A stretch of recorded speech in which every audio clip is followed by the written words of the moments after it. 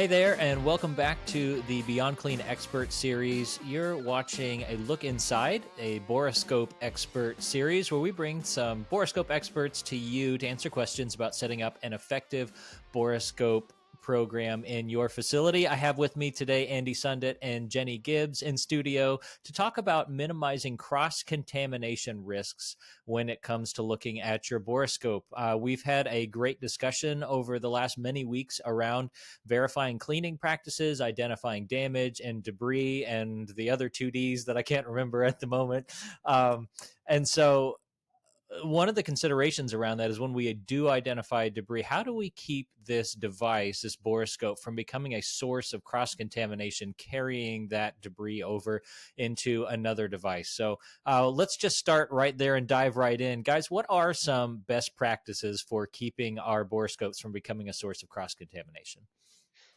Yeah, so the other D's, just so we have them, debris, damage, debris, discoloration, and droplets, There it just so you is. know. There it So, is. but yeah, so Bobby, I mean, definitely not a matter of if, but when we're going to find something with the borescope. So I think that that's a good uh, end game thought to kind of think of as we're especially considering, the condition of the borescope. So cross contamination should be also top of mind from that respect. I think let me just throw out a couple things and let Jenni let us know kind of how she's approached it. But the setup and the process to me are very paramount in this part of the discussion. The setup, where are we going to put this borescope, clean side, dirty side? We've kind of gone through a couple pros and cons, and there's probably not a wrong answer, but depending on the side you're on, let's consider how we're cleaning the borescope in between uses should be considered. Um, Borescopes have evolved over time, just like everything else in the department. So, there are certain options on how to clean the borescope. So check those IFUs, reach out to your borescope supplier to get those answers or recommendations. Um, but Jenni, before I think you're best kind of explaining how you would, attack this question. So let's go for it. If you have the appropriate process, it's really not an issue. Again, it's set up very much where it's at. What's your process around that? Is it easy for the team to do? A lot of the borescopes now, it's a simple wipe off with alcohol as or, a wipe or something. It's a simple wipe off in between uses is the cleaning, like the point of use cleaning on it. So if you say, for instance, on your clean side, you're definitely going that those instruments are clean and coming through. You're going to want to, after you look in one, whether it's got something in it or not, because it's not terminally sterilized yet, you're going to want to just do that point of use cleaning in between each. So for us, if ours are alcohol wiped, I have an extra box of alcohol wipes right there. And again, you look at your instrument, wipe it off, just down the thing, throw it in the garbage, move on to your next instrument. It's adds maybe 2 seconds to the process. So it's really about that IFU, making it bulletproof for the team to have what they need and where they need it in there. Sometimes it's most of the times in that daily use, it's quick and easy.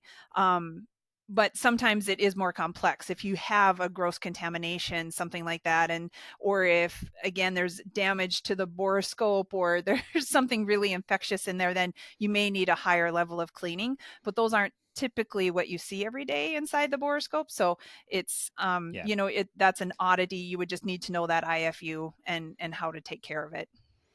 Sure. So it sounds like we're primarily talking about when we're using this as an audit tool on the clean Mm-hmm. side and inspecting instruments. Anything different that you would say for the borescope that's in decontamination on the dirty side? Same rules apply. I think, again, depending on what kind of instrumentation or device you're doing. Endoscopes, where you're so meticulous about cross-contamination with your hookups and buttons and, whatever that is, and so many things are single use, like you really want to be diligent to clean that between everyone, even if you are on the dirty side, because you wouldn't want to cross-contaminate a bug or a super bug or something that maybe was on that scope or in that scope. And again, it's just they're that much more level of dirty because of where they're going in the body. They're dirty procedures.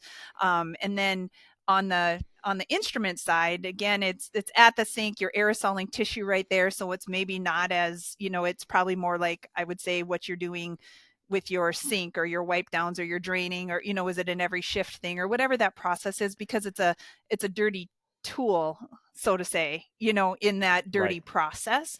And you're cleaning it, and it's got to go through still. It's whether it's the disinfection, the ultrasonic, the sterilization. So that instruments are a little bit different of a path, and they're dirty when you're looking at them. But endoscopes are definitely something different for decontam. Yeah, that makes a lot of sense. Because it's going down a lumen, I often think of the borescope similar to how we treat our brushes. So for the same reason, doing endoscopes, you've got those single-use brushes for those cross-contamination risks. On the instrument side, it's really facility policy. Do your brushes last an instrument, a tray, a case, a shift? And figure out how to mirror that with your borescope as well. One other category around cross-contamination for borescopes would be using them as an audit tool after the disinfection or sterilization practice. I'm not necessarily sure why you would do that after sterilization. Maybe there'd be a good audit reason for that if you're doing a proactive QA and opening a tray and want to check, did they look at their lumens? But certainly there are some reasons for doing that with our scopes after disinfection. Can you talk through maybe what some of those reasons are, and then what cross-contamination considerations there would be? I have looked in instruments that are sterilized. So say we had a gap or a defect in a compromised sterility event in the OR, say, in a spine set or something, and then we want to pull all the other spine sets, or we pull things that were done by that, the same technician. If there was a gap identified in the process, either in the process or with a technician, like we'd want to pull them open and verify those sets. So we do pull them open and look at them. We have done that on occasion. But you're cracking the sterility of it's not sterile anymore. So then it has to go through the process. So again, if you use the same one to look in that stuff, all of that instrumentation already needs to go be rewashed, because you're handling it in a way, that needs to. So that's kind of, in my brain, kind of a no-brainer. If you are opening something sterile, it's not sterile anymore. So you have to do the process over. I think a thing to consider specifically with endoscopes, and once they're high level disinfected, if you, again, touch that scope in any way with something that isn't sterile or high level disinfected, you really need to do that process over again. It's just like when you're culturing, or if you want to check the validity, if it's dry in there for whatever reason, or if you're looking, this showed up and I want to relook at damage I saw and look at it again and get a second opinion. So there's a lot of times we pull endoscopes out of the cabinets and relook at them for different reasons, whether it's auditing or for damage or whatever that is. Same rules apply with that endoscope. We don't want any cross-contamination. Very diligent how we clean the borescope in those processes, but then we always have to high-level disinfect that endoscope, always. Yeah, thanks for making that clear. That's a question that comes up a lot, is if we should be looking for droplets inside of our large diameter flexible endoscopes. And it's okay to use it for that, but you got to go back through the process afterwards, because we don't have that sterile or high level disinfected tool going down it. So I appreciate that. One last consideration that I want to talk through before we wrap the cross-contamination piece of it, because it sounds fairly straightforward as you all have laid it out so far. Read the IFU for your device, come up with a consistent policy, and just follow that policy consistently with how you handle the instruments, which might look like a wipe down between every instrument on the clean side. How would you go about making sure that whatever cross-contamination policy that you put in place gets followed consistently by your team? If it's where everybody knows the right answer is we're going to wipe it between every instrument, but when Jenni's not around, who knows what happens? Any advice on how to consistently get that taking place, whether it's on first shift or third shift, where instruments are staying safe? Andy, do you want to tackle it, or do you want me to? I think that's right up your alley, So, Jenni. You got that. I could give you the philosophical answer. I believe everybody intentionally is doing the right thing when nobody is looking, and central sterile technicians or SPD technicians have very high integrity in how they're doing that. So if you have that culture of safety and then that's not happening.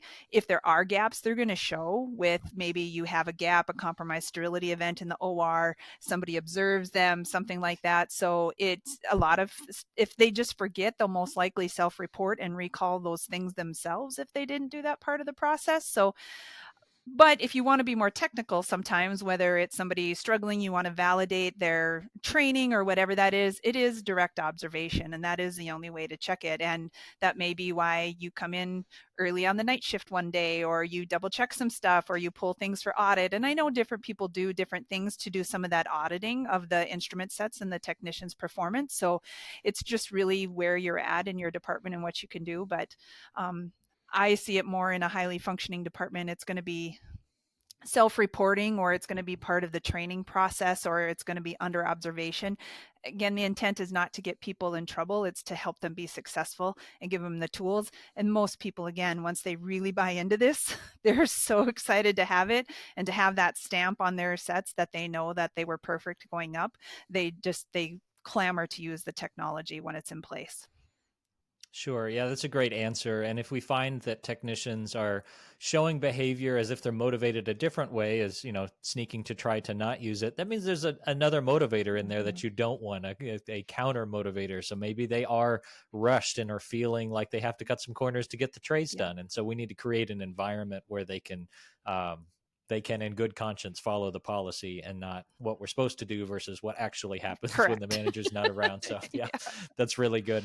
All right, you guys, that's going to do it for our conversation around cross-contamination. Really important topic when we think about borescopes. And as far as the technology has come, a lot of different ways that these things can be reprocessed. I've seen ones that you can unplug them and take it straight down into the sink. So definitely important to be looking into that. Next time we get together, we will work on wrapping this series by looking at some of the standards out there and how we can comply with industry guidelines. So if you have some more questions or considerations around cross-contamination and auditing your instruments using a borescope, you could reach out directly to Andy and Jenni using the contact information you can find in the video description. And so until we see you next time, we'll say to you, as we always do here at Beyond Clean, keep fighting dirty.